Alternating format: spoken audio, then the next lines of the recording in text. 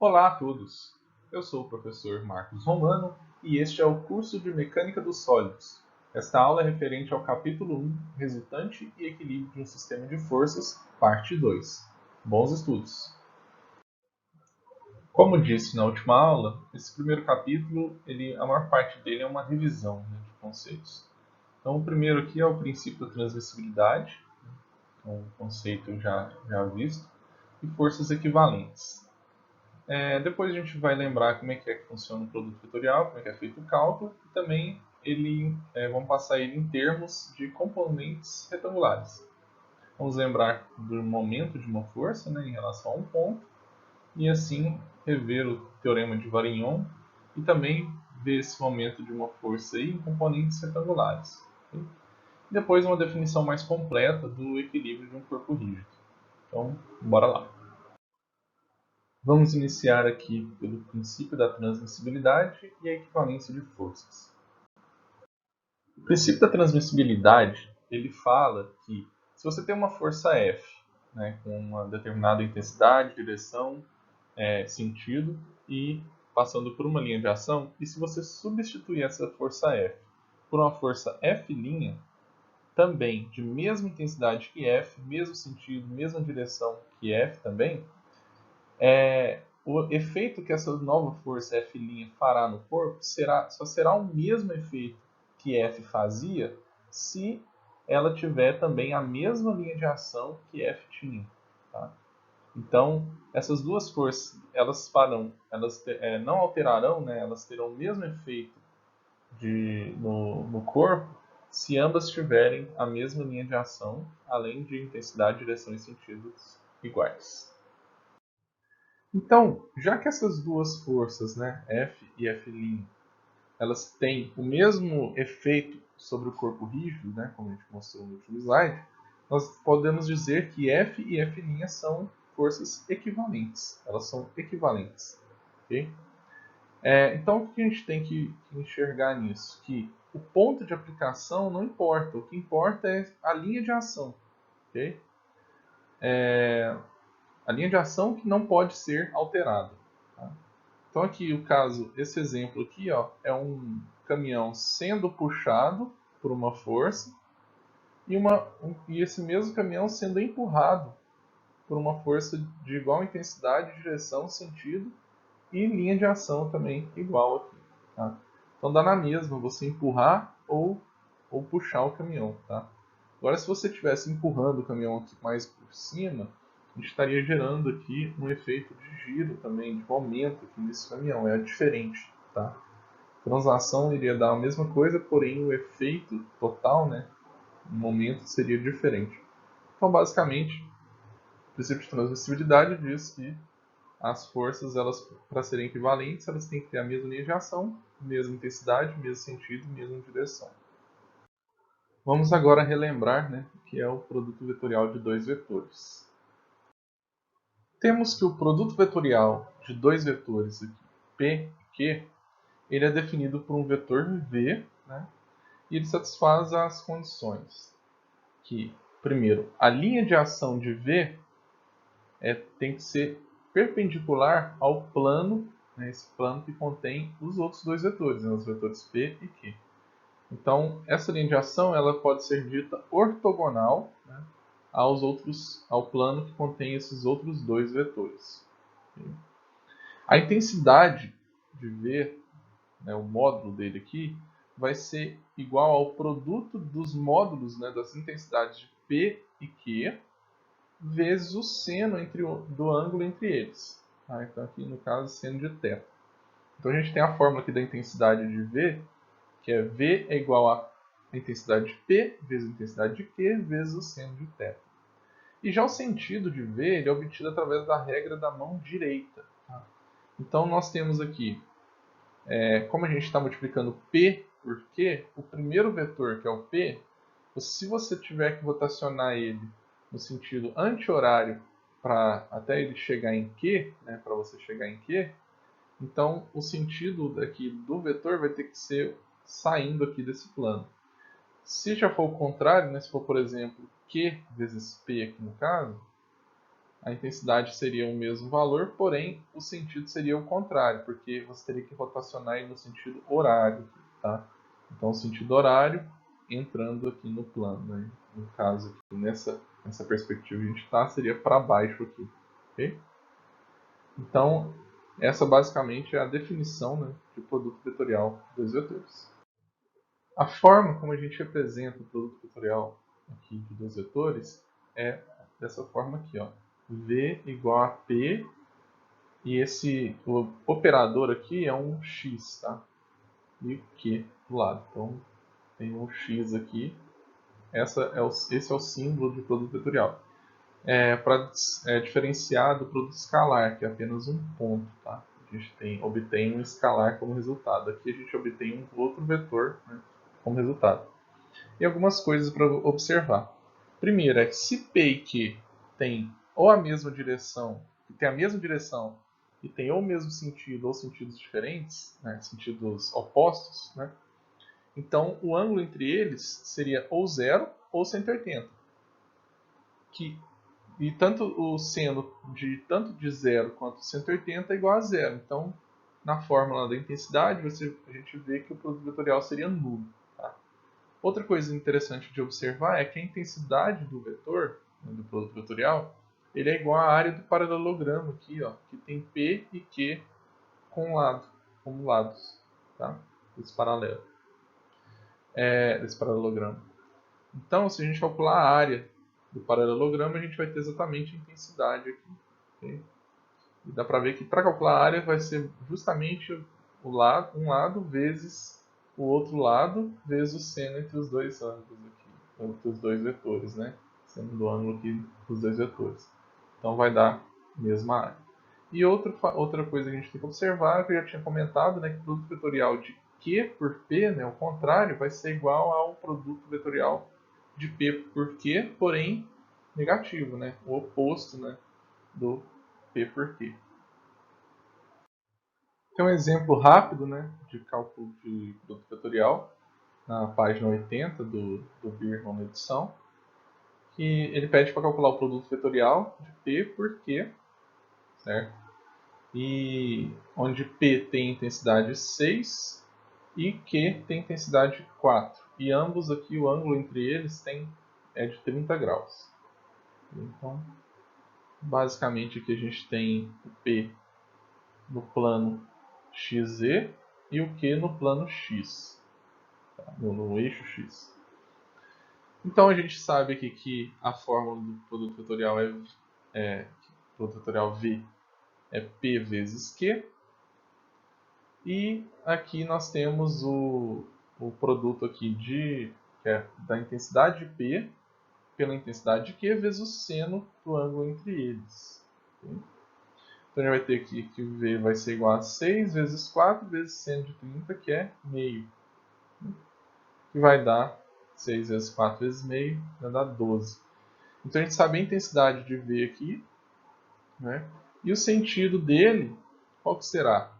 É a regra da mão direita, né? Então, a partir do primeiro vetor, né? O primeiro vetor que aparece na operação, a gente anda no sentido horário, anti-horário, né?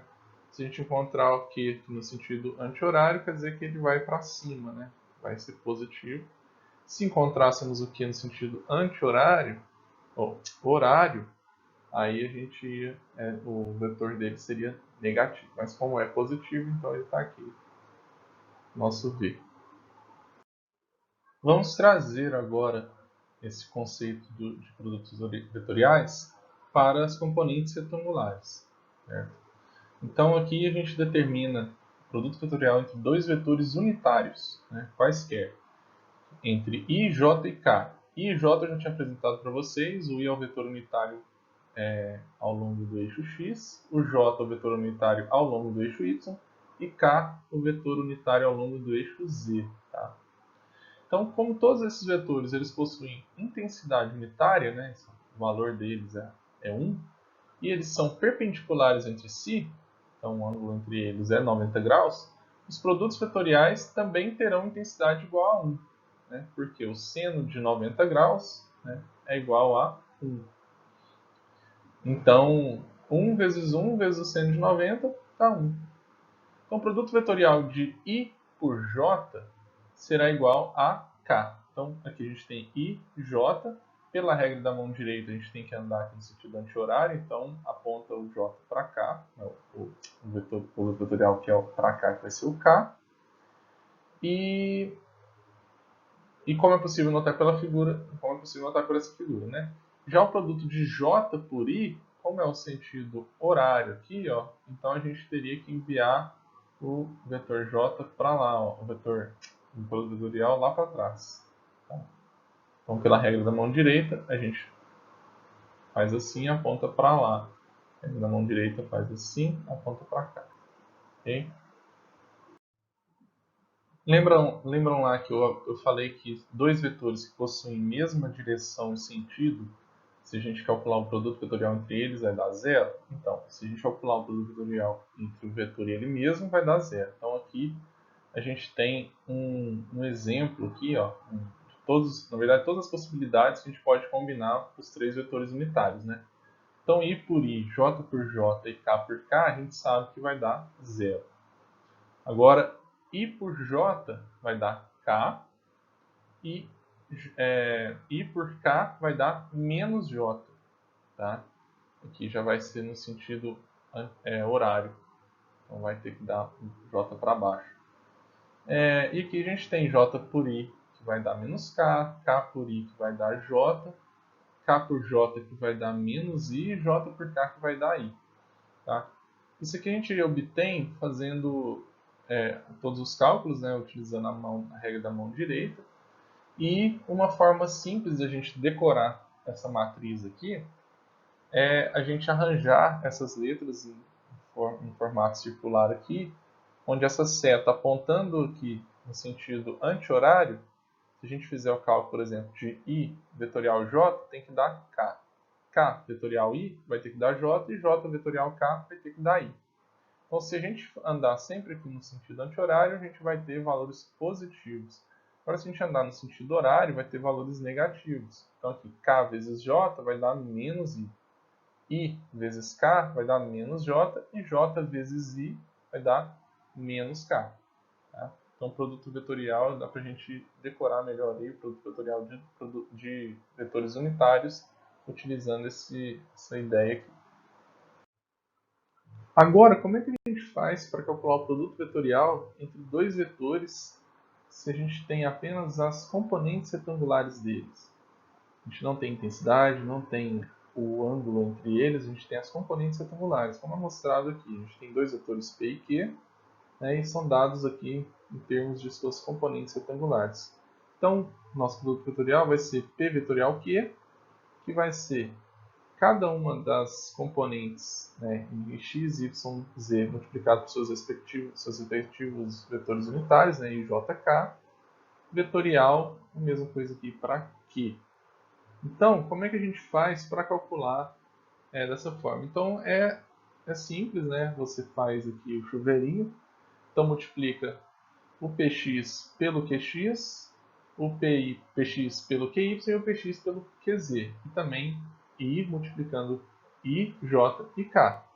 Então a gente vai ter aqui, ó, nessa primeira linha da resposta aqui, ó, que o primeiro, por exemplo, como é i vezes i, a gente já sabe que i é o quadrado, i vetorial i é zero. Então a gente até corta aqui já de primeira. I vetorial j e i vetorial k. Né? A gente já anota aqui para depois a gente fazer essa conta. Px, Qy, Px, Qz. Okay?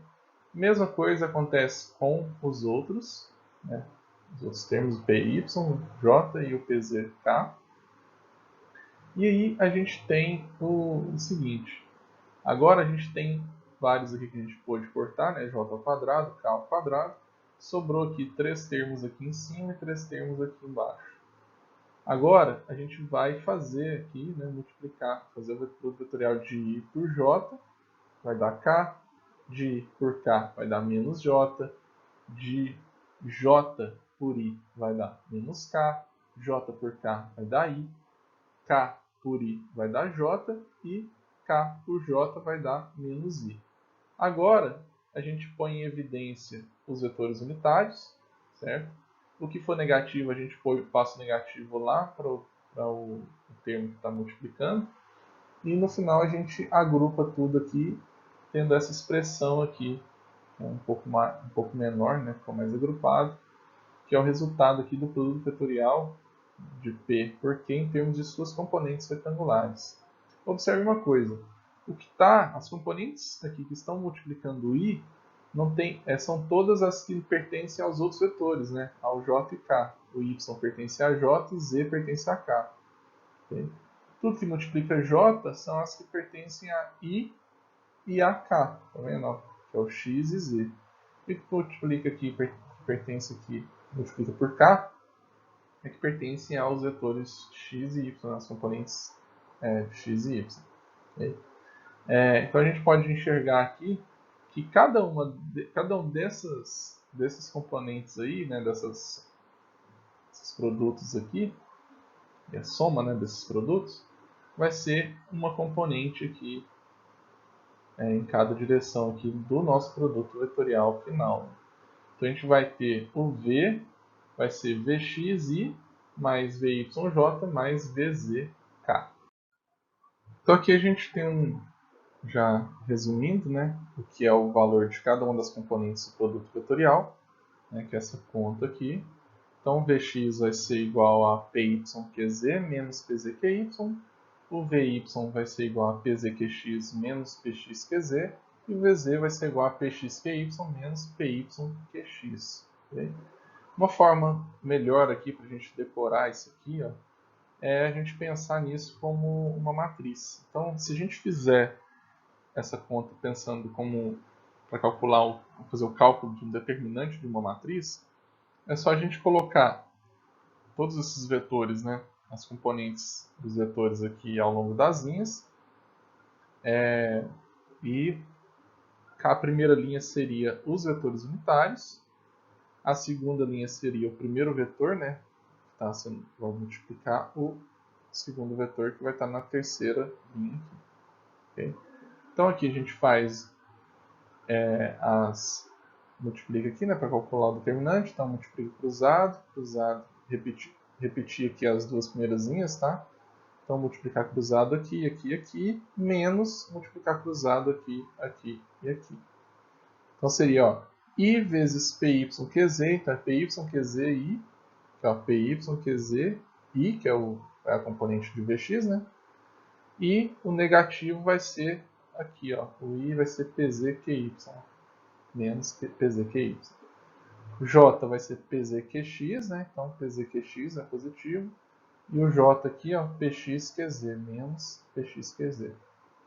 E K, né? Tem o PXQY positivo e PYQX negativo. Então, uma forma mais simples de a gente lembrar como é que é o cálculo aqui do produto vetorial de componentes retangulares.